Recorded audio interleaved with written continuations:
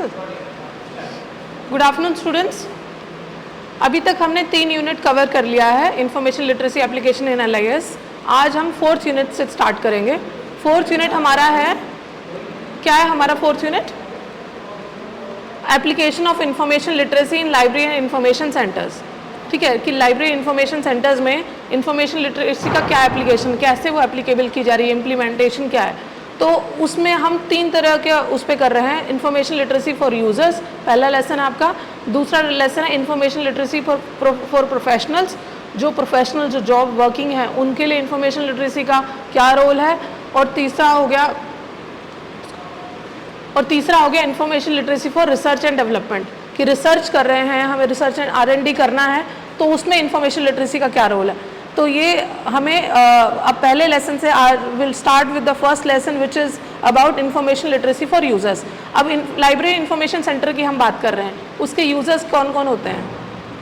अगर उसमें हम, हाँ स्टाफ भी हो सकते हैं, स्टूडेंट्स हो गए। लाइब्रेरी की टर्म में हम मतलब जो यूज़र है उसको और किस वर्ड से जानते हैं? पैट्रन्स कहते हैं। हाँ, और किस तरह के यूज़र्स होंगे लाइब्रेरी में या इंफॉर्मेशन सेंटर्स में? जो आपके यूज़र होते हैं, जो आपका किताब इशू रिटर्न करते हैं, या जो भी यूज़र है, चाहे एक प्रोफेशनल हो, चाहे एक स्टूडेंट हो, या एडमिनिस्ट्रेटिव स्टाफ हो, तो उसको मैं वही पूछ रही थी कि किस नाम से और जानते हैं, तो उनको पैट्रन्स भी कहते हैं। ठीक है, तो कितने तरह के हमारे यूज़र होते हैं, लेट्स अंडरस्टैंड दैट कि पैटर्न हो गए। समटाइम विजिटर्स भी होते हैं, कि जैसे BHU में ऐसा था कि वहाँ पे कलेक्शन इतना वास्ट था, पुरानी जैसे हमारी मैन्युस्क्रिप्ट्स होती है ना, तो कोई उस पर भी स्टडी कर रहा है, तो उनको रेफ़र करने के लिए वो विज़िट करते थे। जैसे हम अपना वेबसाइट पे डाल दें कि वी हैव मैन्युस्क्रिप्ट्स ऑफ मतलब दैट एरा, जो कहीं और अवेलेबल नहीं है, कुछ रेयर बुक्स होती हैं, तो वो काउंसलिंग के लिए भी मतलब विजिटिंग आवर्स उनके बने होते हैं, तो they visit and they check out those documents. तो वो विजिटर्स हो गए, फिर रीडर्स हो गए जो पढ़ने आ रहे हैं, एंड यूज़र्स हो गए। एंड यूज़र्स वही हुए जो उस इंस्टीट्यूट के एक्चुअल स्टूडेंट्स हैं, वो हो गए। देन क्लाइंट्स हो सकते हैं, समटाइम्स की क्लाइंट्स जो कुछ स्पेशल किसी पर्पज़ के लिए आ रहे हैं। समटाइम्स वर्कशॉप्स होती हैं, है ना, वर्कशॉप्स में कुछ लोग अटेंड करते हैं, दूसरे इंस्टीट्यूट से आते हैं, तो वो मतलब for the timing for that particular programme they come for, तो उनको हम क्लाइंट कह देते हैं। देन स्टेक होल्डर्स कौन होते हैं? अब SOL के स्टेक होल्डर्स कौन है? स्टूडेंट्स हैं SOL के, ठीक है, और उसके स्टाफ हो गए, उसके प्रोफेसर्स जो टीचर्स हैं वो। फिर कस्टमर्स हो गए। देन बोरोअर्स, जो परचेज लेने आ रहा है, किताब को बोरो करने आ रहा है। तो मतलब पर्पस वही है, बस डिफरेंट नेम से जाना जाता है। थोड़ी सी एक्टिविटीज़ या थोड़ा सा उनका यूसेज वेरी करता है, तो डिफरेंट नाम से उनको जाना जाता है। ठीक है, जैसे कि अगर हम यूज़र्स की बात करें तो और एक तरीके से इनको डिस्टिंग्विश किया गया है कि अगर हम जेंडर वाइज कर सकते हैं, मेल, फीमेल, ट्रांसजेंडर, अदर्स। ठीक है, क्योंकि एक यूनिवर्सिटी में we have the democracy that anybody can be a student of a institute, है ना। तो जेंडर वाइज हो सकता है, ऑर्गेनाइजेशन वाइज हो सकता है कि गवर्नमेंट ऑर्गेनाइजेशन में यूज़र कैसे रहेंगे, है ना, गवर्नमेंट जिसका एडमिशन वहाँ हुआ है, या वहाँ के गवर्नमेंट इंस्टीट्यूट्स के जो एम्प्लॉयज़ हैं वो रहेंगे। नॉन गवर्नमेंट ऑर्गेनाइजेशन में कैसे रहेंगे, जैसे TCS है, विप्रो है, या बड़ी जो कंपनीज़ हैं उसमें भी लाइब्रेरीज होती हैं, उसमें भी लाइब्रेरी प्रोफेशनल्स होते हैं, तो उसमें यूज़र्स किस तरह के रहेंगे? जो वहाँ जॉब कर रहे हैं वो उसके यूज़र्स होंगे। कॉरपोरेट हाउसेस में, देन एजुकेटर्स। ठीक है, तो ये ऑर्गेनाइजेशन में इस तरह के यूज़र्स हमारे होते हैं। देन स्टूडेंट किस तरह के होते हैं? रिसर्च स्कॉलर्स होगा, PG होगा, UG होगा, स्कूल स्टूडेंट, तो ये हो गए। तो मतलब डिफरेंट जो हमारी ऑर्गेनाइजेशन है या डिफरेंट मतलब सोसाइटी में ऑर्गेनाइजेशन है, उसके हिसाब से उसका यूज़र वेरी करता है। फिर हमारा हो गया लिटरेसी में, एक इलिटरेट यूज़र हो सकता है, सेमी लिटरेट हो सकता है, अडल्ट लिटरेट हो सकता है, देन न्यू लिटरेट। ठीक है, तो ये कुछ यूज़र की मतलब कंपोजिशंस हैं, वेरिएशंस हैं कि इन क्राइटेरिया पे यूज़र का फंक्शन वेरी कर सकता है। ठीक है, अब इसमें और जो है और तरह उन्होंने कैटेगराइज कर रखा है, जैसे कि कंप्यूटर लिटरेट भी होते हैं, है ना। कंप्यूटर लिटरेट का क्या मतलब हुआ? They have knowledge about computer, they know how to use computers. Then ICT literate मतलब इंफॉर्मेशन एंड कम्युनिकेशन टेक्नोलॉजी में जो चीज़ें आती हैं उसको यूज़ करना उसको आता है, कि आज अगर हम पढ़ा रहे हैं तो हम गूगल क्लासरूम से पढ़ा पाएँ, है ना, लैपटॉप को यूज़ करके पढ़ा पाएँ। हम अगर लाइब्रेरी में आप जा रहे हो तो हमारे जो ऑटोमेशन वहाँ पे है OPAC को यूज़ कर पाएँ, है ना, उस तरह की literacy. Then digital literacy, multimedia literacy कि सोशल साइट्स पे ऑडियो वीडियो या डिफरेंट वेज से वो उसको समझ पाएंगे कैसे यूज़ करना है. We all know that there are many multimedia things are available, but उसको यूज़ करना हर किसी को नहीं आता है कि वीडियो से कैसे पढ़ना है, उसको किसी टेक्स्ट को हिंदी में ट्रांसलेट करके, कि अगर जैसे आप कह रहे हैं कि हिंदी मीडियम के कुछ बच्चे हैं तो गूगल में ऑप्शन है ना that you can change the language, तो आप उसी डॉक्यूमेंट को डिफरेंट लैंग्वेज में करके पढ़ सकते हो.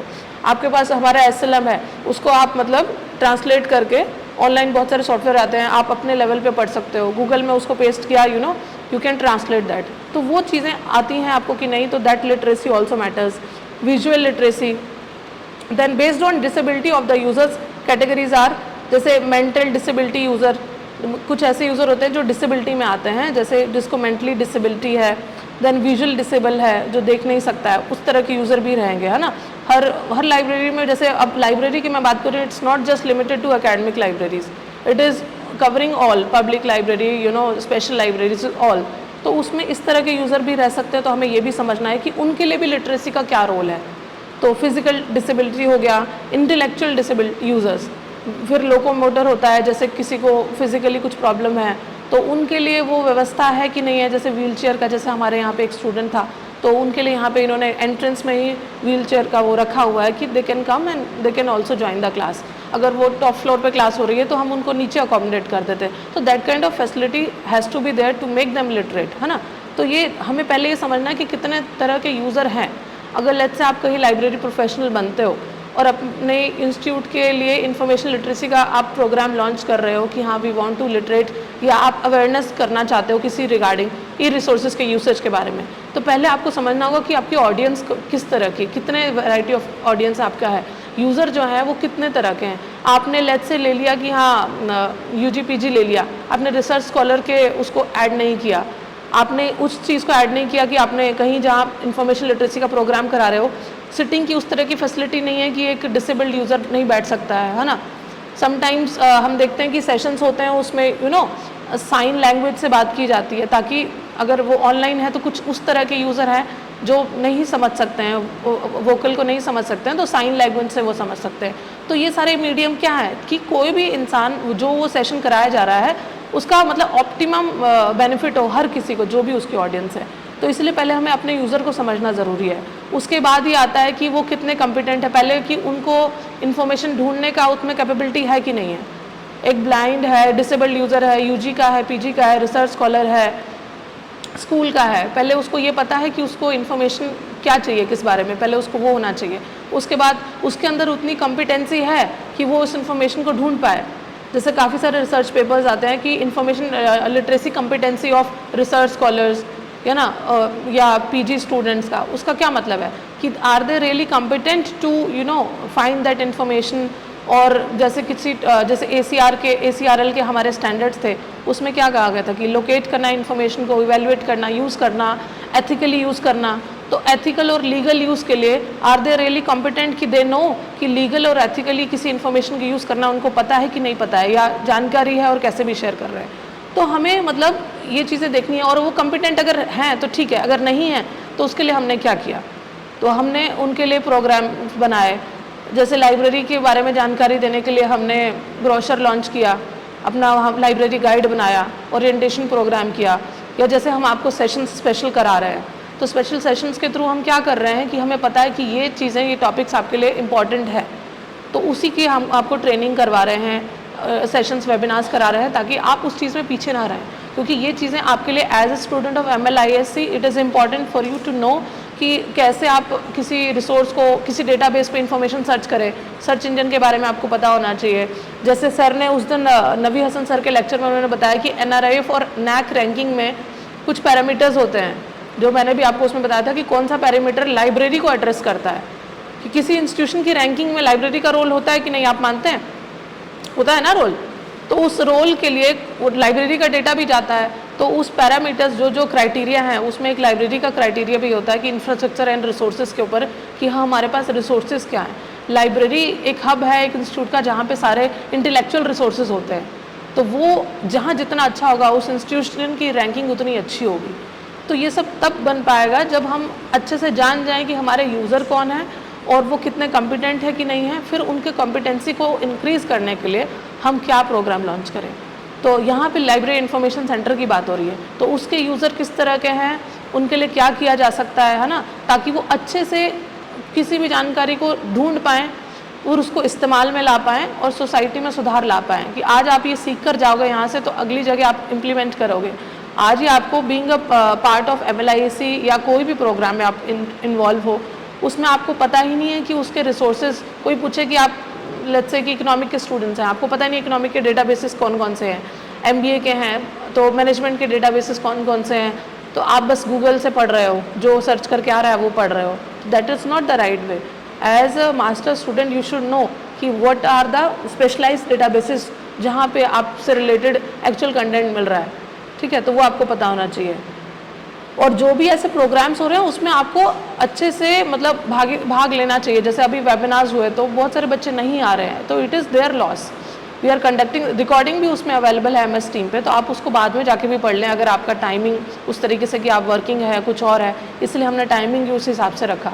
बट ये ऐसे प्रोग्राम्स बहुत सारे कंडक्ट होते रहेंगे और टाइम चला जाएगा, but you will be lacking. Later you will realize कि you will work at some place और आपको कोई पूछा जाए कि हाँ बताइए कि सर्च टेक्निक्स के बारे में, या ये वेब ऑफ साइंस है इसमें ये चीज़ सर्च करनी है, हाउ कैन यू फाइंड, कि आपको पढ़ाया नहीं गया MLIS में, दे विल आस्क दिस।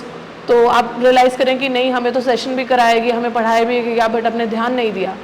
तो ये आपके खुद के बिहेवियरल और एटीट्यूड के वजह से you are lacking, so that individually you have to find out. But इसमें हम ये बात कर रहे हैं कि एक यूज़र में जो कमी है वो लाइब्रेरी इंफॉर्मेशन सेंटर वो कैसे पूरी करेगा, बट इंडिविजुअल लेवल पे जो आपकी है दैट आपको ही उसके लिए खुद से काम करना पड़ेगा, ठीक है। तो library information literacy for users में ये चीज़ें आती हैं, ठीक है। अब इसमें कुछ एस्पेक्ट्स हम डिस्कस कर लेते हैं कि एक इंफॉर्मेशन लिटरेसी फॉर यूज़र के लिए क्या चीज़ें इंपॉर्टेंट है। जैसे कि वहाँ के लाइब्रेरी के रिसोर्सेज को समझना, है ना, कि लाइब्रेरी में जो रिसोर्सेज अवेलेबल है, डेटाबेस अवेलेबल है, उसके बारे में जानकारी होना ज़रूरी है, तभी तो आप उसको सर्च करोगे, उसको यूज़ करोगे। सर्च करना भी एक अलग आर्ट है कि आपको आना चाहिए। आपको सर्च करना नहीं आता है, नेविगेट कैसे करना है वो नहीं आता है, डिफरेंट फील्ड को यूज़ करना नहीं आता है, सिंपल कीवर्ड सर्च कर रहे हैं, तो भी आप एक प्रॉपर जो एक नॉलेजेबल पर्सन है उस डेटाबेस के बारे में, आप उस तरीके से कैपेबल नहीं हो पाओगे। तो आप नॉर्मल से ज़्यादा एक एडवांस, जैसे बोलते हैं ना गूगल में भी एडवांस सर्च करते हैं हम लोग, किया है ना, तो उसमें कॉपीराइट का भी होता है। जैसे क्रिएटिव कॉमन के भी डॉक्यूमेंट्स होते हैं, कभी आप सर्च करना कि जैसे क्रिएटिव कॉमन के बारे में मैंने आपको बताया था कि जो openly available open education resources हैं उनको आपने सर्च करना है। आपने देखना है कि कौन से डॉक्यूमेंट पे कॉपीराइट नहीं लगा हुआ है या लगा हुआ है। कॉपीराइट वाले अगर आप यूज़ करोगे तो आपको देना पड़ेगा ना रेफरेंस, साइटेशन देना पड़ेगा, लेकिन विदाउट कॉपीराइट के भी डॉक्यूमेंट्स हैं, वो एडवांस सर्च में आप देखोगे कि वहाँ लिस्ट होता है कि आप विदाउट विद नो कॉपीराइट या क्रिएटिव कॉमन्स वाले डॉक्यूमेंट सर्च करना है, तो एडवांस सर्च से आपको पता चलेगा। जब तक आप करोगे नहीं, जनरल सर्च करोगे, आपको नहीं समझ आएगा, ठीक है। फिर सर्च स्ट्रैटेजीज़, देखो कितना इंपॉर्टेंट एस्पेक्ट है। सर्च स्ट्रैटेजीज़ आपको पता होनी चाहिए कि कैसे करना है। एक लेमैन, एक जो स्टूडेंट नहीं है, लाइब्रेरी LIS प्रोफेशनल नहीं है, वो उसका अप्रोच अलग रहेगा, बट आपका अप्रोच एडवांस होना ही चाहिए, that is for sure. Then evaluating information sources, कोई भी इंफॉर्मेशन सोर्स आपने सर्च किया, ऑथर की क्रेडेंशियल, जैसे कि मैं आपको एक चीज़ बताती हूँ कि जैसे हम जर्नल सर्च करते हैं, आपने कोई आर्टिकल पब्लिश करना है, तो देर आर मैनी जर्नल्स जो क्लोन जर्नल्स होते हैं, फेक जर्नल्स होते हैं, ठीक है। लेकिन आप देखोगे कि उसका नाम और एक जो मतलब एक्चुअल जो जर्नल है उसका नाम सेम रहता है, बट थोड़ा सा वो उसका जो लिंक है वेबसाइट का ना, वेब लिंक है, उस URL को थोड़ा सा चेंज कर देते हैं। अब आपने क्लोन जर्नल में आर्टिकल भेज दिया तो वो तो आपका वेस्ट हो गया है ना। लेकिन आपको इस चीज़ का जानकारी होना कि वो ऑथेंटिक है कि नहीं है, वो कैसे सर्च करोगे। कोई लिंक आपको किसी ने भेज दिया, वो एक्चुअल वो सोर्स का है कि नहीं है, वो कैसे सर्च, ISSN सर्च करेंगे आप कि वो सेम है कि नहीं है, और क्या सर्च करेंगे, URL सर्च करेंगे। अब UGC केयर लिस्ट में लिस्टेड है, क्लोन जर्नल का भी लिस्ट है उसमें, तो आप देखेंगे कि वहाँ पर उन्होंने दोनों दे रखा है कि ये ऑथेंटिक है और ये क्लोन जर्नल है, नाम में और उनका URL में फ़र्क है। तो ये इवेल्युएट करना होता है कि आप आर्टिकल कहीं सबमिट कर रहे हो या कहीं से पढ़ रहे हो, तो आपको ये जानना ज़रूरी है कि उसको आप इवेल्युएट करोगे ठीक है कि नहीं।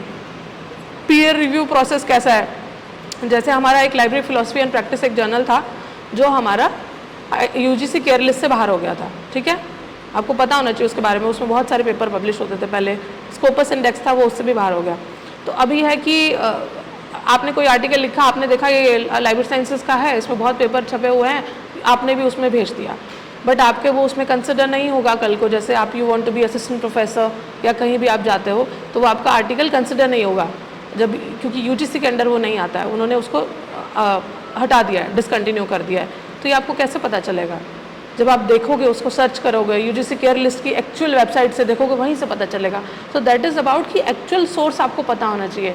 एक मतलब कोई ऐसे यूज़र आपके पास आए कि हाँ मैम मेरे को आर्टिकल पब्लिश करना है और प्लीज़ आप बताइए कि मैनेजमेंट में कौन से जो जर्नल्स हैं वो कौन से इंपॉर्टेंट अच्छे जर्नल्स हैं, तो वो आपको पता ही नहीं होगा, but as a library professional you should know कि मैनेजमेंट का जो है वो कौन सा है। जैसे लेक्सिस नेक्सिस है, उसके बारे में पता होना चाहिए, उसमें कौन कौन से जर्नल्स इंडेक्स्ड हैं वो पता होना चाहिए, है ना।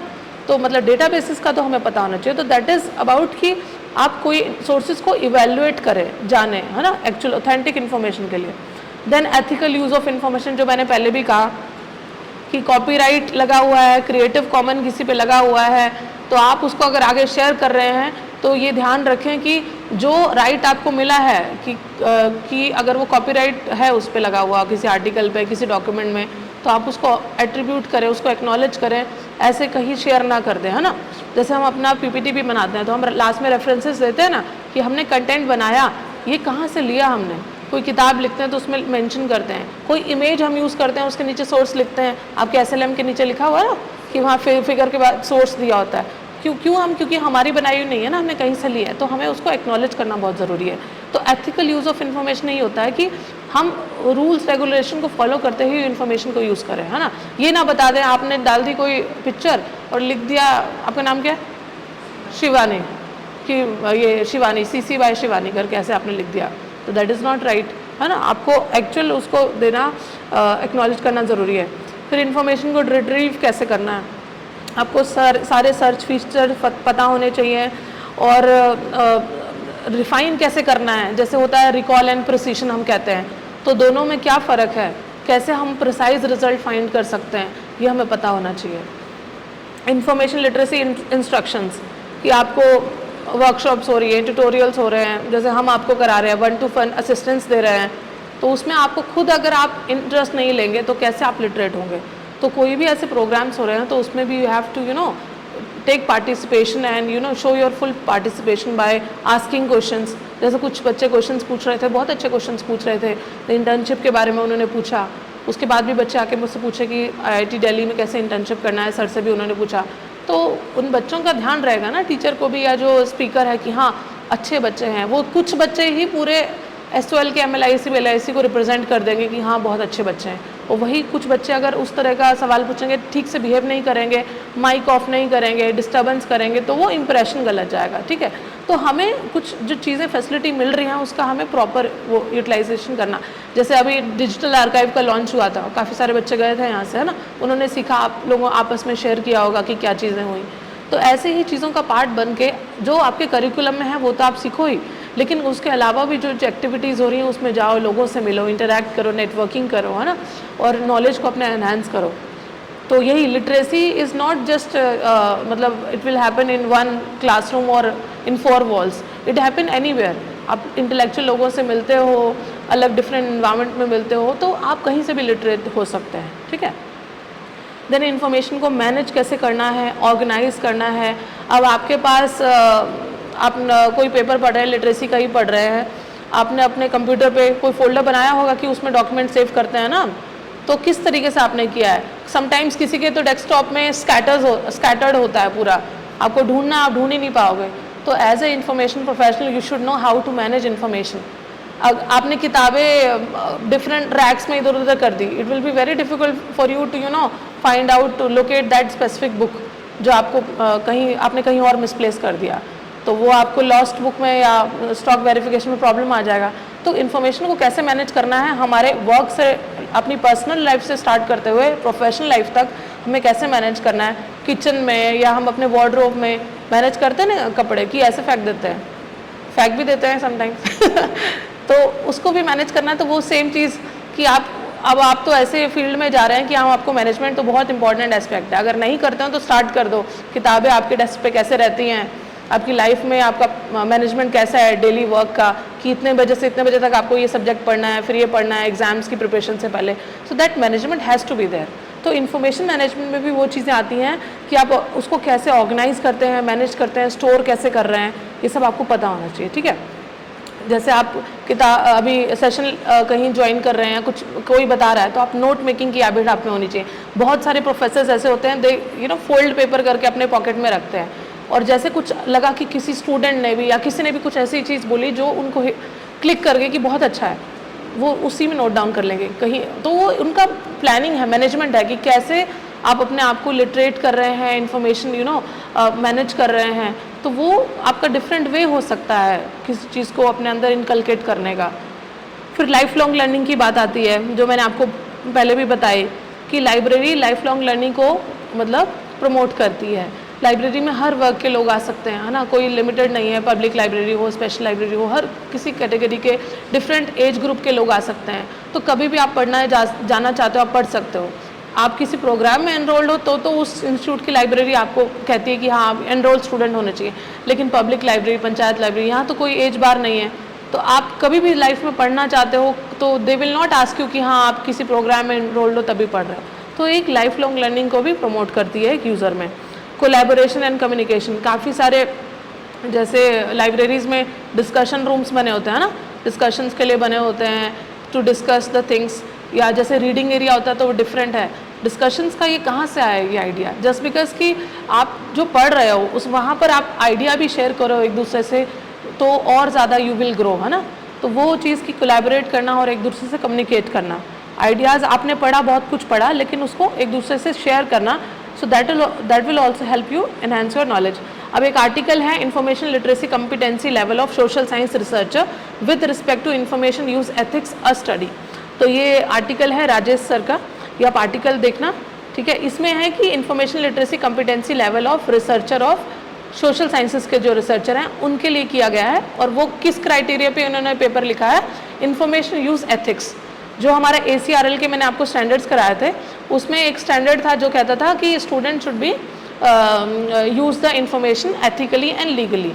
तो अब किसी इंस्टीट्यूट में जैसे इन्होंने कहा है कि सोशल साइंसेज में जो रिसर्चर हैं कितने वो अवेयर हैं कि एक इन्फॉर्मेशन को के यूसेज में एथिकली और लीगली का यूज़ जो है वो एक्चुअल में उस मतलब को कितना समझते हैं, और एक्ट में भी उनके है कि नहीं कि वो जब वो यूज़ करते हैं इन्फॉर्मेशन को तो उसकी एथिकली करते हैं, लीगली करते हैं कि नहीं, ऐसे ही शेयर कर देते हैं, है ना.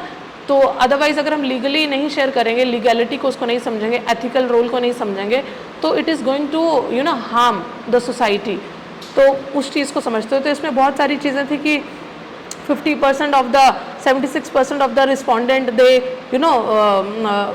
they consist maximum 60% from economic followed by 15% political sciences. तो इन कैटेगरी के जो बच्चे थे उन्होंने इस चीज़ को समझा. तो इसमें बताया होगा कि कितने % ऑफ यूज़र जो थे वो एथिकल यूज़ और लीगल यूज़ को नहीं समझते थे. तो ये पेपर आप पढ़ना. ठीक है. इट इज़ अवेलेबल और it is freely available. Information literacy competency level of social science researcher. ठीक है.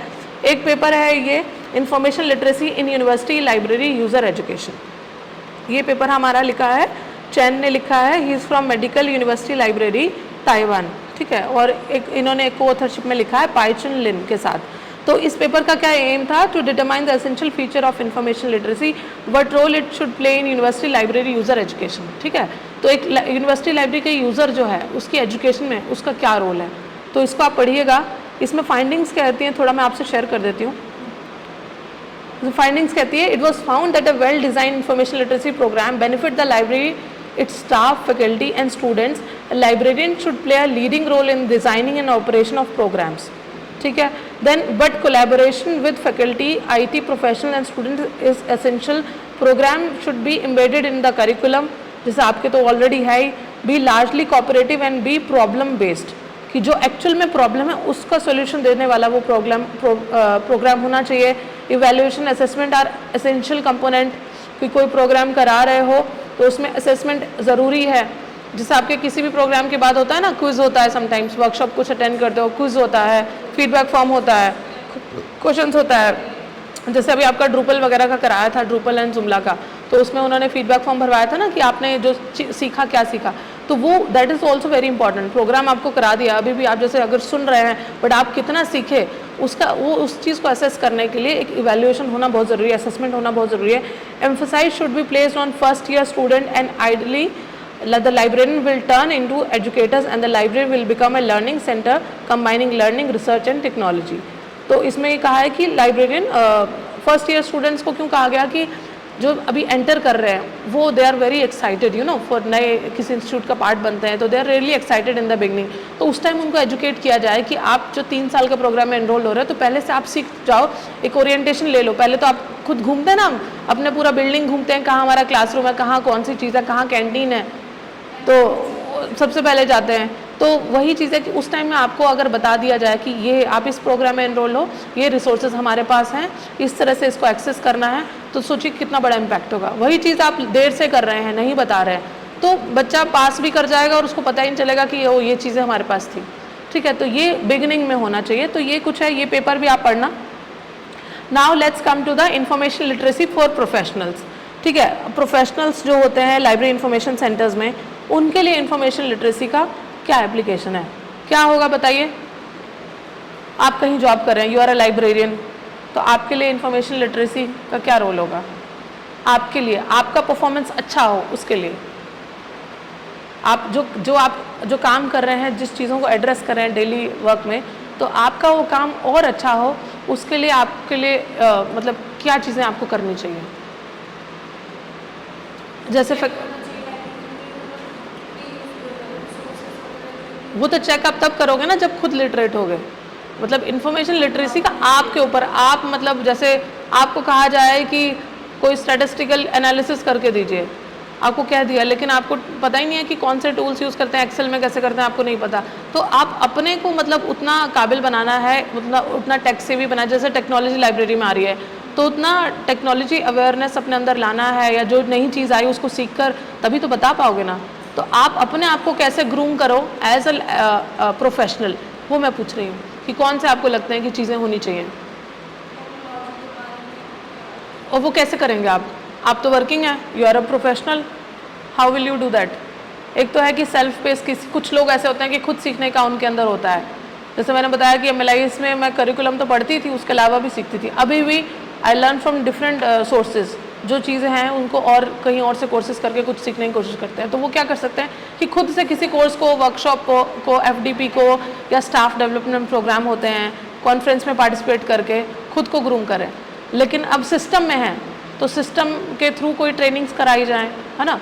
अगर आप लाइब्रेरियन हैं, आप चाहते हो कि आपके सबऑर्डिनेट्स जो हैं उनको बेहतर बनाना है, कोई नई टेक्नोलॉजी आप लेकर आए, RFID लेकर आए, आप चाहते हो कि वो रखी हुई है लेकिन वो आप तो इस्तेमाल करके नहीं देंगे ना, क्योंकि आप तो की एरियाज में काम करेंगे, लेकिन जो आपके सबऑर्डिनेट्स हैं उनसे करवाना है, तो पहले उनको एजुकेट करेंगे उसके बारे में। तो ये सब चीज़ें कि आपको देखना है कि आपके लिए इंफॉर्मेशन लिटरेसी का आपके ऊपर क्या रोल है एज अ प्रोफेशनल। आप कहीं जॉब कर रहे हो, ठीक है, तो जैसे कॉर्पोरेट में जॉब कर रहे हो, तो वहाँ पर आप जो काम कर रहे हो उस फील्ड के बारे में आपको पता होना चाहिए। आपके साथ बहुत सारे लोग उस कंपनी में काम कर रहे हैं, उस प्रोफेशन में काम कर रहे हैं, लेकिन आपको आउटशाइन करना है, आपको अपना काम अलग से दिखाना है, तो उसके लिए आपको एडिशनल काम करने पड़ेंगे। That is about information literacy. अब यहाँ पे प्रोफेशनल्स की बात की गई है, लाइब्रेरी इन्फॉर्मेशन सेंटर्स के संदर्भ में बात की गई है कि लाइब्रेरी में हमारे इन्फॉर्मेशन सेंटर्स में जो प्रोफेशनल्स हैं वो कैसे इन्फॉर्मेशन लिटरेट हो सकते हैं। यूज़र की तो हमने बात कर दी ना, हमने बता दिया कि यूज़र को क्या क्या चीज़ें करनी चाहिए, कितने तरह के यूज़र हैं। वैसे प्रोफेशनल भी बहुत तरह के होते हैं। आप मुझे बताएंगे हायरार्की क्या होती है लाइब्रेरी में, जो स्टाफ होता है उसकी?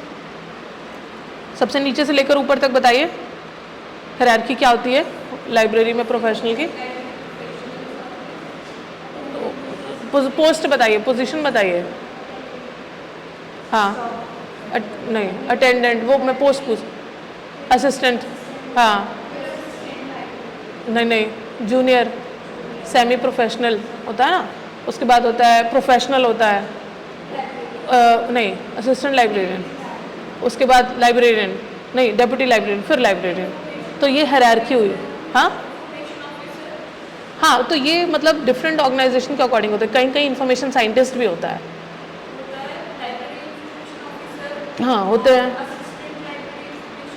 हाँ, लेकिन वही है कि स्केल जो है ना, मैं कह रही हूँ कि चेन जो है, हायरार्की जो पोजीशन की है वो इससे स्टार्ट होती है। कहीं कहीं जैसे लाइब्रेरियन को स्केल तो कम होता है, जो यूनिवर्सिटी का लाइब्रेरियन होगा उसको भी लाइब्रेरियन कहेंगे और कॉलेज के भी लाइब्रेरियन कहते हैं, बट दोनों में अंतर होगा। वो 14 लेवल 14 पे होता है, ये 10 या 11 समथिंग पे होते हैं, ठीक है, कि असिस्टेंट प्रोफेसर के बराबर होते हैं, लेकिन नाम दोनों का सेम है, मतलब पोस्ट का नाम सेम है, लेकिन उनमें डिफरेंस है, पे स्केल में भी दोनों में डिफरेंस है।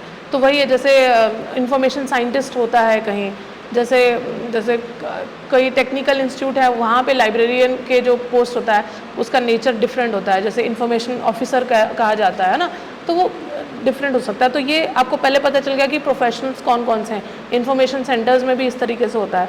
अब उनको उनका काम करना है, जो डेली उनका वर्क है, उसको काम को बेहतर बनाना है हमको। हम चाहते हैं कि वो जो काम कर रहे हैं, अब एंड यूज़र को, मतलब जो जिनको एड्रेस कर रहे हैं, और बेहतर कैसे कर सकते हैं, है ना। अपना डेली जो, अब ऑटोमेशन कहीं लाइब्रेरी में आया, अब पुराने लोग पहले से काम कर रहे हैं, लेकिन उनको हम क्योंकि काम तो उन्हीं से कराना है, उनको ऑटोमेशन के बारे में बताना, उनको यूज़ टू कराना कि टेक्नोलॉजी को यूज़ कीजिए, पुरानी चीज़ों को छोड़ के अब नई चीज़ों को अडेप्ट कीजिए, तो उनको कैसे इन्फॉर्मेशन लिटरेट करना है हमने, इस पर हम बात करेंगे, ठीक है। तो इसमें कहा गया है कि information literacy for professionals in library information centre refers to the skills and knowledge necessary for professionals working in these settings to effectively navigate, manage, utilise information sources and services, ठीक है। तो अब इनके लिए है कि जो प्रोफेशनल काम कर रहे हैं, जो रिसोर्सेज अवेलेबल हैं उनके पास, जो सर्विसेज अवेलेबल हैं, उनको अपने काम को बेहतर बनाने के लिए अच्छे से इस्तेमाल करें, है ना। By developing information literacy skills specific to their professional roles, professionals in the library information centers can provide effective information services, meet users' need, and contribute to the overall mission of the institution or organization they serve. तो अगर वो information literate रहेंगे, aware रहेंगे जो चीज़ें वहाँ पर हैं, तो वो अच्छे से अपने काम को कर पाएंगे। काम उनका क्या है? एक लाइब्रेरी प्रोफेशनल का काम क्या है? एक अटेंडेंट का काम क्या होगा? एक अटेंडेंट है, उसका जॉब क्या होता है? लाइब्रेरी अटेंडेंट जो है, what is his role of, role in the library? Stacks पे रखना, साफ नहीं करना, मतलब स्टैक्स पे रखना। क्या होता है कि शाम आपने पढ़ के गए, 5 बजे तक आपकी लाइब्रेरी ओपन थी, आपने छोड़ दिया डेस्क वहाँ पे रीडिंग एरिया में किताबें, उसको कौन लेकर जाके रखेगा? जैसे I was doing internship in IIT Delhi, तो वो किताबें रहती थी, तो वहाँ पे एक लिफ्ट था साइड में, वो सारी वहाँ लिफ्ट पे रख देते थे, और उसके बाद सुबह आकर वो या तो समटाइम्स लाइब्रेरी में इवनिंग में ही वो उस प्रॉपर उसमें रख देंगे। अब उसके लिए उसको स्किल क्या चाहिए? क्या स्किल चाहिए? तो शेल्विंग की नॉलेज में क्या नॉलेज होनी चाहिए? क्लासिफिकेशन की नॉलेज होनी चाहिए, उसको पता होना चाहिए। कैटलॉगिंग तो नहीं चाहिए ना उस टाइम, उसको चाहिए कि क्लासिफिकेशन, जो अगर DDC यूज़ हो रही है, कोलन यूज़ हो रही है, उसको पता होना चाहिए कि वो किताब वहाँ आएगी, और कैसे रखना है। वो तो एक हमारा प्रैक्टिस है ना, कि कोई बड़ी किताबें होती हैं, उसको उसी तरीके से नहीं रखा जाता है, दूसरे तरीके से रखा जाता है। तो वो प्रैक्टिस जो उस लाइब्रेरी की है, वो तो उसको वहाँ काम करते हुए पता होगा, बट एक्चुअल में उसे क्या पता होना चाहिए कि DDC, UDC या CC जो भी वहाँ एप्लीकेबल है, उसका उसको नॉलेज होना चाहिए, ठीक है। अब एक लाइब्रेरियन है, उसको क्या करना होता है? कॉलेज में लाइब्रेरियन है, उसको क्या करना होगा? उनका क्या जॉब होगा? उनका जॉब ये होगा कि जो काम जो लोग कर रहे हैं नीचे, वो तो स्टेक पे जाके किताबें नहीं रखेंगे ना, वो तो नहीं करेंगे ना कि यूज़र आ रहा है और उनको बोरो और एक्सचेंज, वो जो है सर्कुलेशन, वो नहीं करेंगे ना। वो क्या करेंगे? की एरियाज़ पे काम करेंगे कि आप लोगों जो उनके सबॉर्डिनेट्स हैं, उनके काम को मैनेज करना, परचेज़ करने का उनका काम होगा, है ना। परचेज़ कैसे करना है उनको पता होना चाहिए। GFR रूल्स क्या होते हैं, जनरल फाइनेंशियल रूल्स क्या होते हैं, आपको पता है? आपको पता होना चाहिए, पढ़ना GFR रूल्स के बारे में। उसमें बहुत सारे रूल्स हैं जो कहते हैं कि परचेज़, लाइब्रेरी में कोई किताब है उसको वीड आउट कैसे करना है, उसको परचेज़, और एक गुड्स में क्या आता है, लाइब्रेरी पीरियोडिकल्स आते हैं कि नहीं आते। तो in many interview these things have been asked कि GFR रूल्स क्या होते हैं, तो वो रूल्स आप पढ़ना। 2017 के रूल्स थे जो रिवाइज हुए थे, उनके बारे में पढ़ना, तो उनको उसकी नॉलेज होगी कैसे परचेज़ करना है। देन आपको बहुत सारे की एरियाज़, जैसे कोई स्टाफ नहीं काम कर रहा है, तो अगर स्टाफ नहीं काम कर रहा है, तो अगर सेमी प्रोफेशनल दो बैठे हुए हैं, तो एक दूसरे को नहीं बोल सकते हैं ना, बोल सकते हैं कि भाई काम कर लो आप, लेकिन अगर वो नहीं कर रहा है तो उस पर एक्शन कौन लेगा? लाइब्रेरियन लेगा। तो उनसे काम कैसे लेना, कोई काम नहीं कर रहा है उससे काम कैसे लेना, वो स्किल उसमें, मैनेजमेंट स्किल उनमें होनी चाहिए, है ना, कि कैसे शांत तरीके से किसी प्रॉब्लम को सॉल्व करना, प्रॉब्लम सॉल्विंग स्किल्स होनी चाहिए। आपकी लाइफ में कोई प्रॉब्लम आ रही है, आपका फ्रेंड ही आपकी, जैसे अभी आप है, कोई आपकी फ्रेंड से नहीं बन रही, आपने बात करना छोड़ दिया, लेकिन लाइब्रेरी में आप एज ए लाइब्रेरियन कर सकते हैं ऐसे? नहीं, प्रोफेशनल आपका इन्वायरमेंट है, वहाँ पे आपको बात तो करनी ही पड़ेगी, तो आपको प्रोफेशनली कैसे काम कराना है वो आपको आना चाहिए।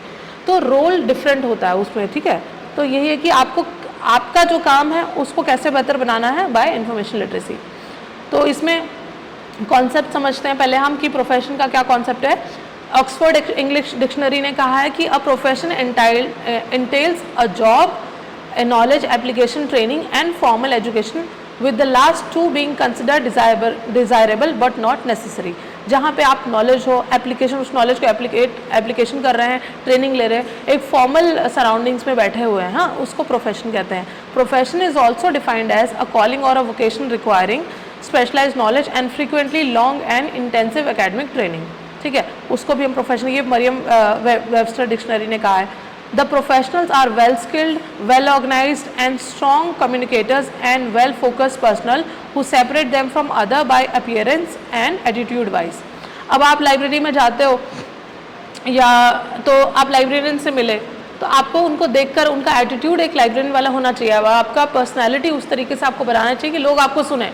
अब मैं आपसे बात कर रही हूँ, मैं एक नॉर्मल उस तरीके से बात करूँ, आपको लगेगा नहीं कि हाँ टीचर पढ़ा रहे हैं, तो that attitude as per your position you have to carry that attitude, you have to communicate that way। आप कोई भी ऐसे वर्ड का प्रयोग नहीं कर सकते हो अगर आप उस पोजीशन पे बैठे हो, कुछ भी वर्ड ऐसे इस्तेमाल नहीं कर सकते which is not suitable as per your position. हम फ्रेंड्स में अपने सर्कल में बहुत तरह की बातें करते हैं, लेकिन जब आप उस पोजीशन में हो, आप उस प्रोफेशनली उसमें हो तो आप वो चीज़ नहीं कर सकते, ठीक है। तो वो फ़र्क आपको आना चाहिए, आपका एटीट्यूड में फ़र्क होना चाहिए जब आप प्रोफेशनल उसमें सराउंडिंग्स में बैठे हो। He is always an expert in their area and well knowledgeable, he knows how to do their work and instruct others. अब आपको अपना काम भी आना चाहिए, अब वेल नॉलेजेबल भी होने चाहिए कि कोई काम आप दूसरे से तभी कराएंगे जब आपको खुद पता होगा, है ना। तो कोई भी चीज़ आप किसी को कह रहे हो कि ये कर लीजिए, आप किसी को कह रहे हो कि योगा करना चाहिए तुम्हें, ये अच्छी चीज़ है, और आपको पता ही नहीं कि how much effort it takes to wake up early in the morning, to you start doing yoga, to take the body pain and everything, तो उस चीज़ को बियर करना। और जो सामने वाला करेगी यार मैंने किया, इट इज़ डिफ़िकल्ट, और आप कह रहे हो नहीं नहीं आसान है, जब आप खुद करेंगे और दूसरों को तब बताएंगे ना, देन यू विल नो कि नहीं it is difficult, it takes time, keep patience, you one day you will definitely achieve your goal. कि आपको वेट लूज़ करना है, कुछ करना है, तो you will achieve that goal.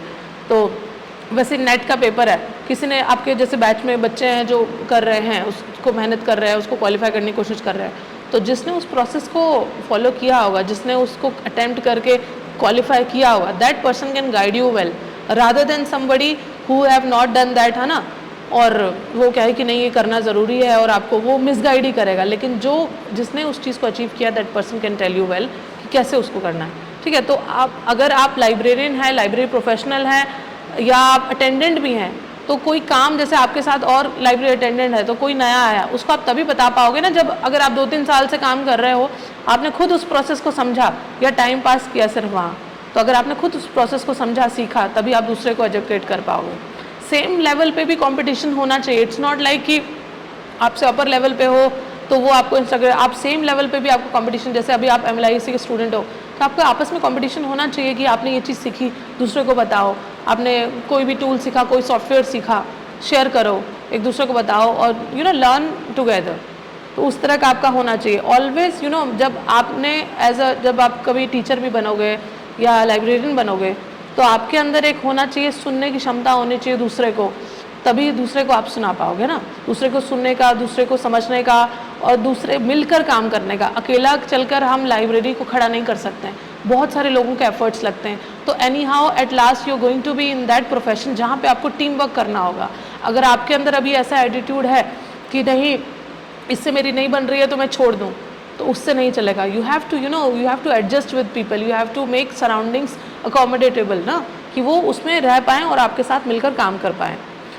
वो कैसे होता है कि जब हम दूसरे को एक्नॉलेज करते हैं कि नहीं यार आपने ये मुझे हेल्प किया, थैंक यू सो मच, है ना। थैंक्स करना, एक्नॉलेज करना, क्रेडिट देना किसी के काम को।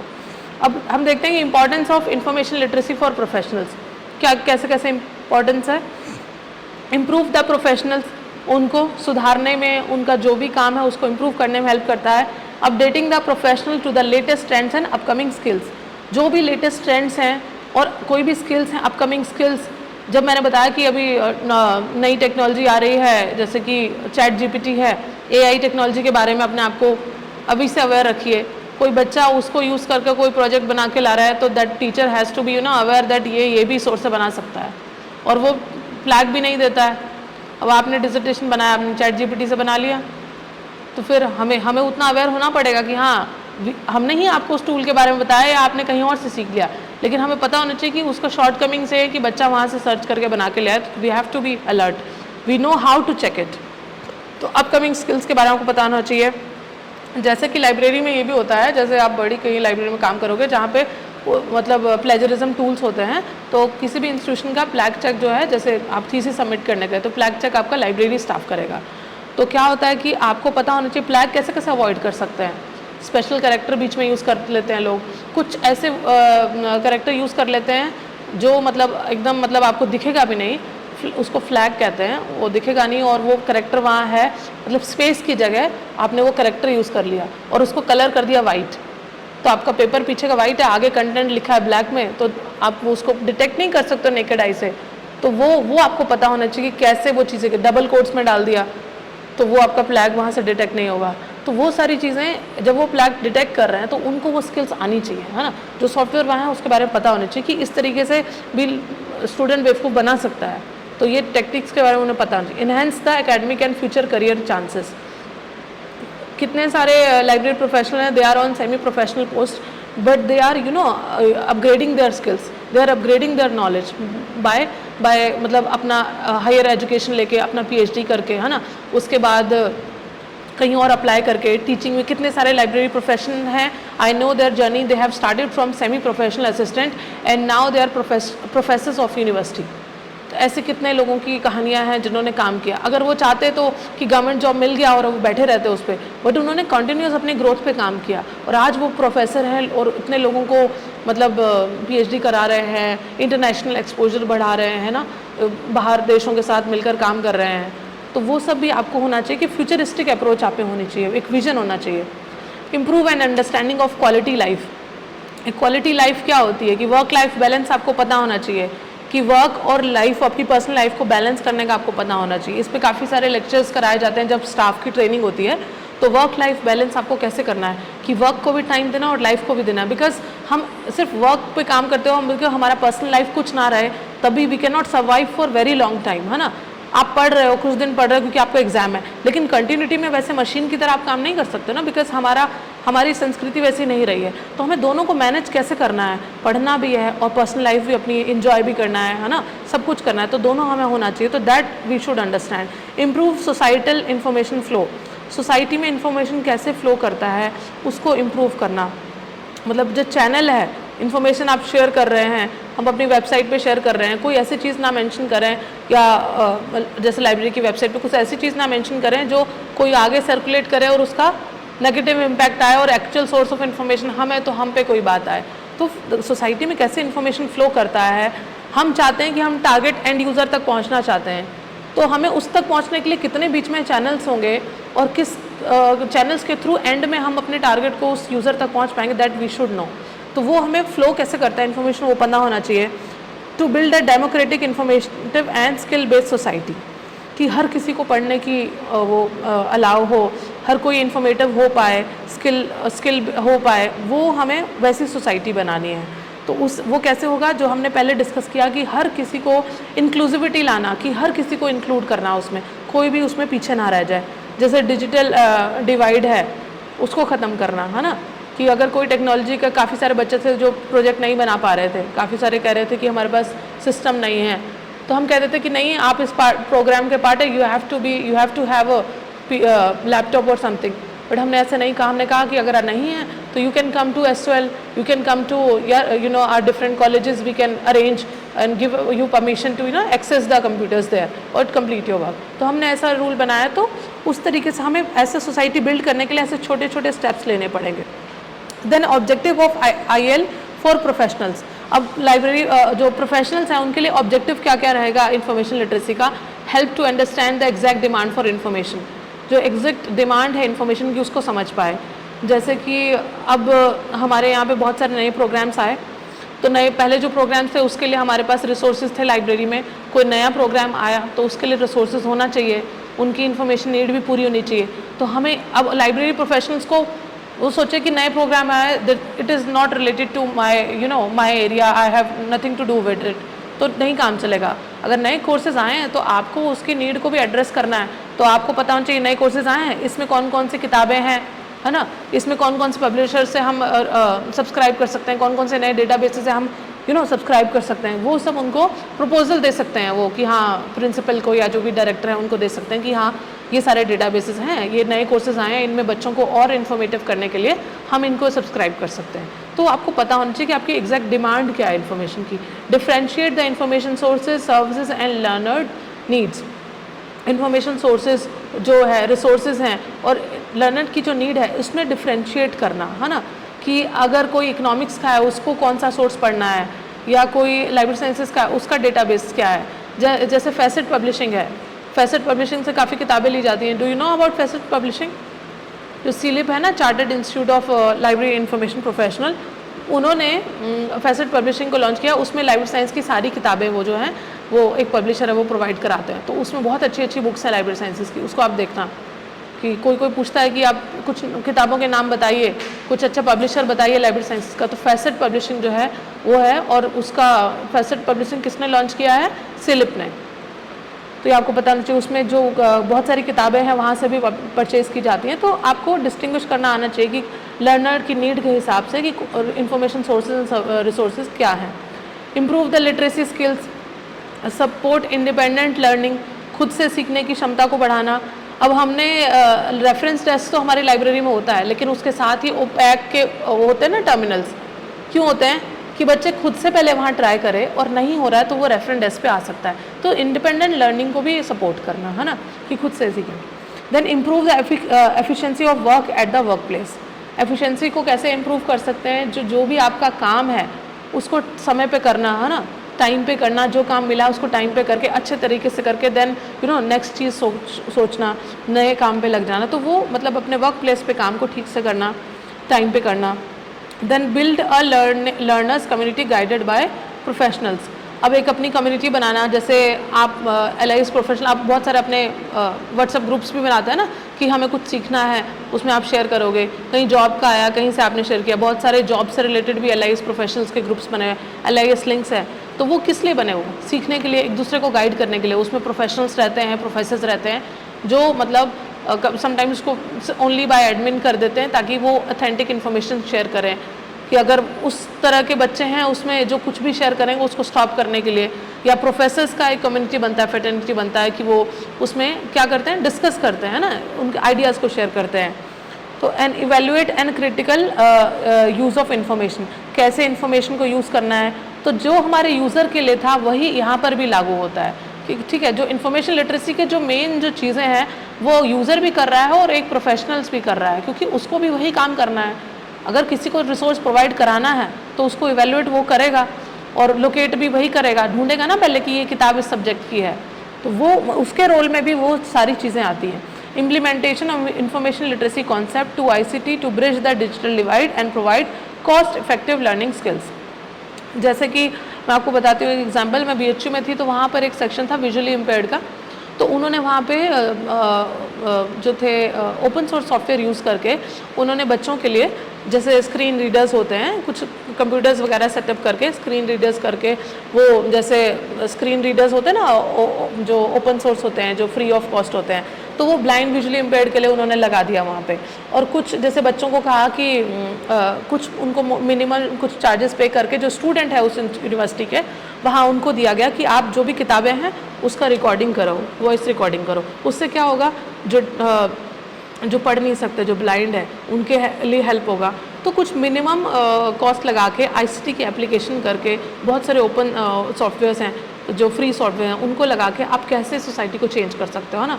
आप लाइब्रेरी में जाओ, आपकी लाइब्रेरी के पास बजट नहीं है, लेकिन आपको कुछ सजेस्ट तो करना है कि कौन सी सर्विस आप ला सकते हो। एक न्यूज़ क्लिपिंग सर्विस है जो बहुत, जिसमें तो कोई कॉस्ट इन्वॉल्व नहीं है, वो आप दे सकते हो। और इसके अलावा क्या है, हैव एनी आइडिया? और इसके अलावा कोई सर्विस आप दे सकते हो जिसमें आपको कॉस्ट कुछ ना लगे। न्यूज़ क्लिपिंग का हो गया जो मैंने बताया, उसके अलावा आप सोच के बताइए, सोचिए इस चीज़ को। कभी आपको कहा जाए ना कि आप लाइब्रेरी में आपका बजट कम है, कैसे करोगे? तो यू विल बी ब्लैंक कि नहीं कैसे करेंगे, बजट ही नहीं है तो कैसे करेंगे, but there are many things. हाँ, एब्स्ट्रैक्टिंग वो भी तो करने के लिए तो आपको जैसे जो स्टाफ उस चीज़ में इन्वॉल्व है, स्टाफ तो लगेगा, कर सकते हैं, but also it depends upon the need of that, मतलब उस तरह का यूज़र आपके पास आ रहा है तो यूनिवर्सिटी में कर सकते। जैसे हम एक और दे सकते हैं, जैसे एच इंडेक्स होता है ना, जैसे इंडेक्स होते हैं तो उसमें यूज़र्स को नहीं पता होता है एच इंडेक्स क्या होता है, I10 इंडेक्स क्या होता है, तो कोई आपके पास आए तो आप उसके बारे में समझा दें उसको, है ना, तो वो सर्विस भी रखें। जैसे आजकल लाइब्रेरियन सर्विस होती है ना, तो आप कभी भी आगे रेफरेंस वाली सर्विस है वो भी फ्री है, तो जिसमें हमारा कॉस्ट नहीं लग रहा है। आपको लग रहा है कि कोई स्टाफ फ्री है जो किसी चीज़ में एंगेज नहीं है या किसी और सर्विस में उसे एंगेज कर सकते हैं, तो ये आपको सोचना है एज ए प्रोफेशनल, आपको सोचना ज़रूरी है कि विद मिनिमम कॉस्ट आप क्या चीज़ें दे सकते हैं एक इंस्टीट्यूशन को, क्या एडिशनल सर्विसेज दे सकते हैं, ठीक है, तो आपको पता होना चाहिए। Then principles of information literacy for professionals development. अब इसमें क्या क्या इनके प्रिंसिपल्स हैं, कुछ प्रिंसिपल्स की इसमें बात की गई है। Professionals as active learners, active learners मतलब professional can learn on their own and are instrumental, मतलब खुद से वो सीखने की उनमें हो। अब आप जब अभी आप स्टूडेंट हो तभी हम कहते हैं कि आपको खुद से सीखना चाहिए, ऑल्दो आपको सब सिखाने वाले हैं, लेकिन जब आप जॉब में जाएंगे ना तो even your colleagues will also be competitive, they will not, मतलब this is the reality of the places, you know they have competition, they will be competition, तो उसमें होगा कि नहीं आपको बताएंगे, तो आपको खुद से सीखना होना चाहिए। आप ये बोल दें कि मुझे नहीं पता है, तो जिसको पता है उसको चांस मिल जाएगा, आप बोलेंगे मुझे नहीं आता है, बट अगर वहीं आप बोलेंगे कि नहीं, अगर आप पहले से अपने आप को ग्रूम करते रहें कि जो नई चीज़ें आ रही हैं उसके अवेयर करते रहें, तो क्या होगा कि वो आपको चांस मिलेगा, वो अपॉर्चुनिटी आपको मिलेगी। और अगर नहीं भी आता है तो आप उस समय ये कहें कि I will try, I will give my best, I will work on it, तो that is also a positive attitude कि आप उसको सीखना चाह रहे हो, करोगे, तो आपको खुद से सीखने के एज अ प्रोफेशनल और एज अ यूज़र जो स्टूडेंट है, अब बहुत फ़र्क है कि आपको खुद से सीखने की आप में वो एटीट्यूड होना चाहिए। देन प्रोफेशनल एज टीचर और leaders provide a supportive environment that is learner focused to promote idea sharing and valued information literacy। मतलब आपको एक सपोर्टिव इन्वायरमेंट बनाना है एज अ टीचर लीडर, मतलब जब आप एज अ लाइब्रेरियन काम करते हैं तो आपके जो नीचे सबॉर्डिनेट है उनको आप अपने मतलब एक लीडर अगर लीडर की तरह आप बनकर चल रहे हैं तो आप उस तरीके से काम करेंगे कि उनको उनके काम के होकर रिवॉर्ड करें। आपने सबॉर्डिनेट से काम कराया लेकिन आपने आगे दिखा दिया कि this has been done by me, I have done this work, है ना, तो क्या होगा, वो आगे से उनको भी अजीब लगेगा कि नहीं किस तरीके से हो रहा है, हम इतना काम करें फिर भी रिकग्निशन नहीं मिल रही है। तो आपके काम को, आपको दूसरे के काम को रिकग्निशन देनी है। किसी ने जैसे लाइब्रेरी में काफ़ी बच्चे कह रहे थे कि वहाँ उन्होंने जाके स्टैक्स जो थी का जो कलेक्शन था वहाँ का ऐसे बोरियों में पड़ा हुआ था, उन्होंने जाके शेल्विंग किया, पूरा शेल्विंग किया जो अब तक नहीं था। तो मैंने कहा कि हिस्टोरिकल स्टेप आपने लिया जो अभी तक नहीं था, तो अगर उनके उस काम को जो लाइब्रेरी का जो मतलब हेड है वो उसको रिकग्नाइज ना करे तो क्या होगा, तो अच्छा नहीं लगेगा ना, उनको भी लगेगा कि नेक्स्ट टाइम से दे will not do that much hard work. अगर उसको रिकग्नाइज करेंगे तो अगली बार वो और अच्छे से काम करेगी, नहीं इसमें हमारा हुआ ना, चलो हम उस चीज़ में और काम करते हैं। तो उस तरह का हमारा एटीट्यूड होना चाहिए, हमेशा दूसरे को सिखाने का और दूसरे से सीखने का होना चाहिए, सबको साथ में लेकर चलने का एटीट्यूड होना चाहिए। Then professionals as practice tool, constant improvement despite any duties such as demanding job, a personal commitment or other obligation। मतलब कि आपको हमेशा constant improvement को सोचना चाहिए, खुद को कैसे improve करते रहें। जो आपको काम मिला है उसमें तो है ही, लेकिन आपकी जॉब का क्या डिमांड है, आने वाले समय में आपकी जॉब की क्या क्या रिक्वायरमेंट है, क्या क्या चीज़ें बढ़ रही हैं।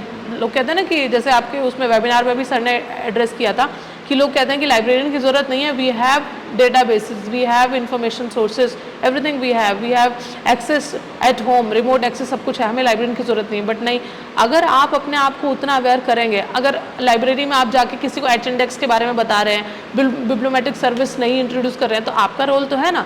आज भी दूसरे फील्ड के जो लोग हैं उनको इन सब चीज़ों के बारे में उतना नहीं पता है, एच इंडेक्स, I10 इंडेक्स, इसका क्या मतलब होता है, कैसे कैलकुलेट होता है, तो जितना कि लाइब्रेरी प्रोफेशनल को पता है। तो इस तरह की सर्विस जो फ्री ऑफ कॉस्ट हम इंट्रोड्यूस करा सकते हैं। तो अपने रोल को बनाए रखने के लिए सोसाइटी में, प्रोफेशनल में हमें ही काम करना पड़ेगा, हमें ही अपने आप को एडवांस करना पड़ेगा। तो प्रैक्टिस टूल की तरह बनना है कि आपको अपनी ड्यूटी के साथ साथ अपने आप को इंस्टीट्यूशन की ग्रोथ के साथ साथ खुद को भी ग्रूम करना है। डॉक्टर रमेश गौर के बारे में आपने सुना होगा, he is a director of national school of drama. उनकी जर्नी के बारे में आप देखिएगा कि he started from where and now where he is. तो अगर वो इंस्टीट्यूट का तो उन्होंने नाम किया ही, लेकिन अपना भी उन्होंने अपने अभी सेल्फ ग्रोथ किया, तो उसके साथ बढ़े, तो आज देखिए वो किस पद पर बैठे हैं। तो ये हमारे अंदर होना चाहिए as a professional as skilled knowledge. Professionals provide instructional strategies for the assessment and evaluation of any task. अब आप कोई काम तो कर रहे हैं या अपने सबॉर्डिनेट से करा रहे हैं, लेकिन आपको पता ही नहीं है कि उसको इवेल्युएट कैसे करना है। आपको पता होना चाहिए ना कि कोई काम दे दिया तो उसका पहले से आपका डिसाइड होना चाहिए कि इस टास्क को मैं इस तरीके से इवेल्युएट करूँगा। जैसे आपका एग्जाम्स हुआ तो हमने इवेल्युएट किससे किया, हमने डेटा मंगवाया कि कितने बच्चे पास थे, फेल थे और कितने एब्सेंट थे, ठीक है। उस हिसाब से हम अपना स्ट्रेटजी आगे बनाएंगे कि कुछ कमियां रही हैं तो उसको इम्प्रूव करना। तो वैसे ही अगर एज अ प्रोफेशनल आप कोई काम कर रहे हो, उसको एसेस कैसे करना, उसको इवेल्युएट करना, कैसे आप बताएंगे कि उसने ठीक काम किया कि नहीं किया, तो वो एज ए स्किल्ड नॉलेज आपको काम करना पड़ेगा कि आप खुद उसके बारे में जानते हो कि इस क्राइटेरिया पे इवेल्युएशन होता है, तभी आप दूसरे को इवेल्युएट कर पाओ। तो असेसमेंट, हर काम की असेसमेंट के बारे में आपको पता होना चाहिए। आप खुद को भी असेस करते हैं, बोलते हैं ना सेल्फ एक्चुअलाइजेशन जो होता है, तो वो सेल्फ को एनालिसिस करना कि हम अभी कहाँ हैं और हमें कहाँ, हम अब कितना सोच रहे हैं कि 10 साल बाद, 5 साल बाद हम कहाँ होंगे, तो उसको हमें देखना और हमारा प्लान कैसा, रोड मैप कैसा होना चाहिए कि हम वहाँ तक पहुँचे। तो वो चीज़ बहुत ज़रूरी है। Then professionals as initiative and rational. Professional provide the required skill and experience for balancing the new program and achieving the goals of personal development in motivating others to do the same, ठीक है। Initiative खुद से लेना किसी चीज़ के लिए, जैसे मैंने काफ़ी बच्चों को बोला कि आपने BLISC में आपने प्रोजेक्ट किया, MLIC में भी मैंने बच्चों को बोला कि आप डिसर्टेशन कर रहे हो तो we can write a paper also, आप उसी डिसर्टेशन को पेपर में कन्वर्ट कर सकते हो। तो ये मैंने आपको बता दिया, लेकिन अब स्टूडेंट को इनिशिएटिव लेना है कि वो उसके अंदर वो हो हिम्मत की नहीं, ठीक है, they should be excited, interested, कि हाँ I want to write a paper, ठीक है। आपका डिसर्टेशन हो रहा है तो उसमें आपका एक पेपर तो निकलना ही चाहिए, और आप जब उस लेवल की स्टडी कर रहे हो तो वो इनिशिएटिव आपको लेना अपनी तरफ से कि ठीक है, मे बी आप उतने नहीं हो कि आपको सब समझ आ रहा है अभी, बट एफर्ट करोगे तो कुछ ना कुछ तो निकल के आएगा। तो इनिशिएटिव लेने वाला होना चाहिए। क्लास में क्वेश्चन पूछने वाला इनिशिएटिव, है ना। किसी चीज़ में कोई काम दिया जाए तो उसमें बढ़कर आगे बोलना कि नहीं मैं ये काम करूँगा। तो इनिशिएटिव लेने का काम आप में होना चाहिए, खुद भी काम करें, दूसरों को भी मोटिवेट करें। जैसे लाइब्रेरी में कुछ लोग कहते हैं कि नहीं ऑटोमेशन तो लाना ही नहीं है, नहीं ठीक है, लेकिन अगर आप लाएंगे तो थोड़ा फ़र्क तो पड़ेगा। जो जैसा ट्रेडिशनल सिस्टम चल रहा था उसमें थोड़ा सा तो हिलेगा सिस्टम, तो ऊपर नीचे चीज़ें होंगी, लोग खुश होंगे नहीं होंगे। लेकिन अगर आप एज ए लाइब्रेरियन आप 10 साल आगे का सोच के चलेंगे कि नहीं ये ज़रूरी है, चाहे आज मेरे जो सबॉर्डिनेट आज खुश हो ना हो, बट ये चीज़ मैं लाऊंगा तो ये बहुत बड़ा इम्पैक्ट लाएगा। तो उसको लाने के साथ साथ वो इनिशिएटिव आपने लिया और उस इनिशिएटिव के साथ आपने उनको सिखाया भी, ट्रेनिंग्स करवाई कि ये इस तरीके से इम्प्लीमेंट होता है, आप घबराइए मत, लेकिन ये प्रोसेस हम फॉलो करके करेंगे, आपको ट्रेनिंग देंगे, सब कुछ सिखाएंगे और आपको उतना कैपेबल बनाएंगे कि आप उसको अडेप्ट कर पाएँ टेक्नोलॉजी को, ठीक है। तो हमें उस तरीके से काम करना है। Always we should work as a initiative and rational way में हमें काम करना चाहिए। देन IL के प्रोग्राम्स क्या क्या होते हैं प्रोफेशनल्स के लिए, ओरिएंटेशन होता है, समटाइम्स क्या होता है ऑन जॉब रोटेशन होता है ना, कि जैसे एक सेक्शन में आप सर्कुलेशन सेक्शन में काम कर रहे हो और आप काफ़ी सालों से उस पर कर रहे हो, लेकिन आपको लाइब्रेरियन चाह रहा है कि सर्कुलेशन के अलावा भी आपको कुछ आना चाहिए, तो आपको एक्विजिशन में डाल दिया ना, कुछ समय के लिए आपको उधर डाल दिया, कुछ समय के लिए आपको टेक्निकल सेक्शन में डाल दिया, क्योंकि जब समटाइम्स टेक्निकल सेक्शन की ऐसे काम होते हैं जो हम समटाइम्स आउट ऑफ प्रैक्टिस होता है तो हम भूल जाते हैं कि क्लासिफिकेशन कैसे करना है, कैटलॉगिंग कैसे करना है। तो आपको जब रोटेशन में वो रखेंगे हर सेक्शन में तो आपको सारा नॉलेज रहेगा, है ना। तो उस तरीके से करवाना। देन वन शॉर्ट कोई प्रोग्राम कराना, एडिशनल आउटरीच प्रोग्राम कराना, तो कुछ भी ऐसी चीज़ें कराना जिससे आपका प्रोफेशनली डेवलपमेंट हो। तो ये कुछ IL के प्रोग्राम हैं। तो ये सारी चीज़ें थी। इसमें मैं एक रिसर्च पेपर आपको बताना चाहूँगी जिसको आप पढ़ना, information literacy skills among library information science professionals in India. ये लिखा है डॉक्टर S थानू कोडी ने, ठीक है। ही is a professor and head of department library information sciences, Alagappa university India. तो इन्होंने ये आर्टिकल लिखा है, इसमें मैं एब्स्ट्रैक्ट थोड़ा आपको रीड कर देती हूँ जो आपको कुछ समझ आ जाएगा। This project examines information literacy skills among the library information professionals in India, pointing out the benefits and finally make recommendation to improve the program। कि benefits उसके क्या हो रहे हैं उनके और क्या कमियां हैं, है ना, जो गैप है उसको कैसे improve कर सकते हैं। जो चीज़ें मैंने अभी आपसे डिस्कस की वही चीज़ें ये एड्रेस करता है। This is considers a very significant issue in a view of the fact that it will afford in India academic institutions, private organizations such as companies, the understanding of what to improve and the way to improve them as far as their information literacy is concerned. क्या improve करना है, कैसे करना है, और different environment में, चाहे वो एकेडमिक इंस्टीट्यूशन में हो, प्राइवेट ऑर्गेनाइजेशन में हो, चाहे कंपनीज में हो, हर जगह तो LIS प्रोफेशनल्स हैं ही ना, हर जगह जहाँ लाइब्रेरीज हैं, तो उनको समझना. As India become more advanced technologically, it has become more important for children and even adults to have the awareness of solid foundation information literacy to allow them maximize opportunities. This study is also important in view of the fact that it will make data available from the population of Indian library information scientists on the information literacy skills needed by the information professional in India. Furthermore, it will add to the literature in this area of library information science as an area which currently growing and require necessary skills for any information professionals to be relevant in the digital age. तो information literacy जो है ना, it is always मतलब never ending process है, मतलब ये तो life long learning में तो आप चलता ही है, और ऐसा एरिया है जो हमेशा लाइवली रहेगा. ऐसा नहीं है कि कभी आज चलेगा और कुछ सालों बाद इसका रेलेवेंस नहीं रहेगा. It will always be relevant in the society. तो इसलिए इसके बारे में जानना, हर फील्ड में इस चीज़ को समझना बहुत ज़रूरी है. तो आप किसी भी कॉन्टेक्स्ट में या प्रोफेशनल बॉडी के कॉन्टेक्स्ट में या लाइब्रेरी के कॉन्टेक्स्ट में समझने की कोशिश कीजिए कि क्या चीज़ें अभी एज अ प्रोफेशनल उनको मिल रही हैं और क्या चीज़ हो सकती है इम्प्रूव. कहीं कहीं तो कुछ है ही नहीं. Sometimes some places information literacy के कुछ है ही नहीं जो स्टाफ के लिए, वो जैसा काम कर रहे हैं वैसा करते आ रहे हैं, उसी वजह से सिस्टम पीछे है. कहीं जगह बहुत कुछ हो रहा है, जैसे सर ने आपको, नबी हसन सर ने बताया कितना कुछ वो कर रहे हैं. वर्कशॉप्स भी वो करवाते हैं, ट्रेनिंग प्रोग्राम्स करवाते हैं, बहुत कुछ करवाते हैं. तो वही है कि वो करवा के वो अपने स्टाफ को आगे लेकर जा रहे हैं. उन्होंने ये भी बताया था वर्चुअल टूर का उन्होंने वीडियो बनाया हुआ, जो मैंने पहले भी क्लास में आपको बताया था. तो उस तरह की एक्टिविटीज़ जब वो इनिशिएटिव वो लेंगे, फिर अपने स्टाफ को बोलेंगे ना कि हमें करना है, जब वो मैंडेट कर देंगे और रिसोर्सेज प्रोवाइड कराएंगे तो चीज़ें हो जाएंगी. तो आप इस तरह का पेपर पढ़िएगा जो प्रोफेशनल्स के लिए हैं और यूज़र के लिए. आप SLM तो पढ़िए, लेकिन as a master student I would suggest you कि ज़्यादा से ज़्यादा रिसर्च पेपर से पढ़ो, है ना, किताबों से पढ़ो. कहीं लाइब्रेरी में जाते हो तो CRL की है या कहीं की है, आपको कोई फ्रेंड है तो कोई किताब इशू करके किताबों को पढ़ो, क्योंकि आने वाले समय में आपसे पूछा जाएगा कि कौन सी किताब इन्फॉर्मेशन लिटरेसी. आपने कोई सब्जेक्ट बोला ये मेरा फेवरेट है, कोई किताब का नाम बताइए. कैटलॉगिंग की कोई किताब का नाम बताइए, कोई 5 किताब का नाम बताइए लाइब्रेरी साइंसेज, तो आपको पता होना चाहिए. वैसे ही कुछ आर्टिकल्स अच्छे पढ़िए जो लेटेस्ट स्टडी हो रही है. तो क्योंकि आप किताब तो पढ़ी आपने जो 10 साल पुरानी या 5 साल पुरानी भी है, लेकिन आज के रेलेवेंस में उस सोसाइटी में उसका क्या इम्पैक्ट है. जैसे इन्फॉर्मेशन लिटरेसी आप पढ़ रहे हो, क्योंकि आप बता सकते हो ना कि मैंने एक लेटेस्ट आर्टिकल पढ़ा और उसकी स्टडी सर ये कहती है, तो आई थिंक इस अकॉर्डिंग होना चाहिए. This is my opinion. आप ओपिनियन किसी फैक्ट के बेस पे दोगे ना, तो that will be consider as accurate, है ना, रेलिवेंस उसका दिखेगा.